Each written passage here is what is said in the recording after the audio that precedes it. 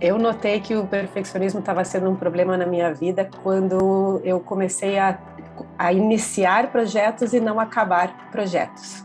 E aí eu fui vendo que muitas frentes estavam abertas e isso foi gerando ansiedade em mim, o fato de eu ter muita coisa aberta e não concluir aquilo que eu estava começando. E aí eu falei, opa, alguma coisa aqui está errada, né? Então eu já estava num quadro de ansiedade, já estava num quadro depressivo, eram pensamentos que vinham diretamente na minha cabeça, falando assim, eu preciso estar ainda melhor para poder estar onde eu estou, para merecer o que eu estou ganhando.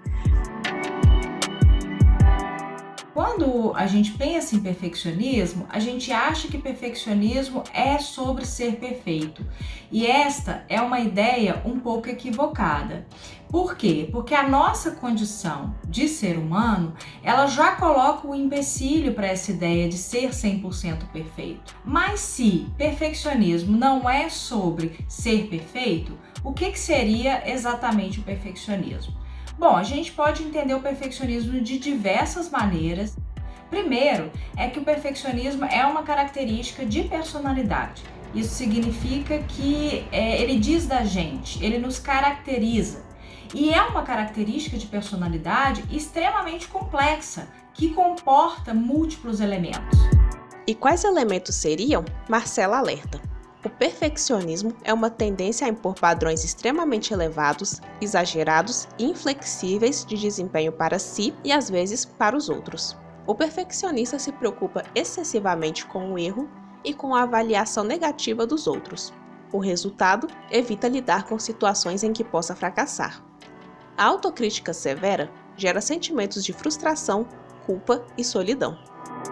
Então, por exemplo, a gente poderia entender que o perfeccionismo se torna clínico, como nós aqui da área de saúde a gente entende, se a pessoa nunca está satisfeita com nenhuma das suas conquistas, se ela se sente tensa, estressada o tempo inteiro, se ela tem uma dedicação excessiva para o trabalho, por exemplo, tirando o tempo que seria importante de convivência, de relacionamento com amigos, com parceiros, com família, se ela perde o sono também com muita frequência, se ela não tem tempo livre para fazer nada, então ela nunca tem tempo livre, ela está sempre ocupada com alguma coisa. Em relacionamentos, foram muitos relacionamentos curtos, 2 divórcios, por conta dessa busca eterna do perfeccionismo. Em trabalho, em questão de trabalho, foi uma carreira instável, desde o começo da minha faculdade até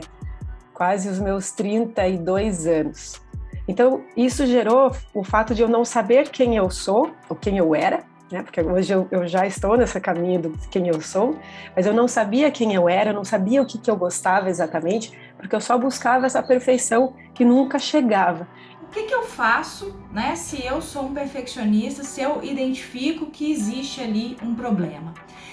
Acho que uma questão muito importante para responder isso é que a gente não pode pensar ou não deveria pensar no sentido de tudo ou nada, ou eu sou ou eu não sou perfeccionista, o quanto eu sou perfeccionista, esse é um primeiro ponto. Identifiquei então o quanto eu sou perfeccionista e onde ele aparece, assim, como ele se manifesta na minha vida.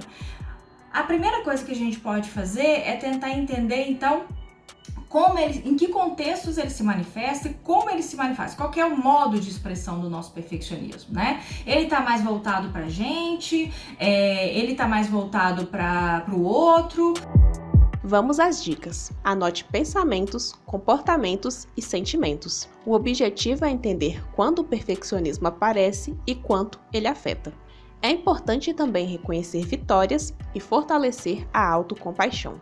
E lembre-se, o perfeccionismo pode aparecer em diferentes aspectos na vida, nos estudos, no trabalho, nos cuidados com a casa e até na aparência.